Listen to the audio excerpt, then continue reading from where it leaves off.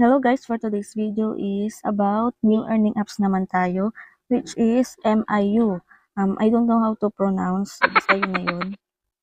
And honestly, sa lahat ng apps na na-try ko, dito ako medyo nahirapan. So, nabaliw talaga ako kung paano to habang ine-explore ko. So, ngayon naman is medyo nakakabisado ko na siya. So, may mga natututunan naman na ako.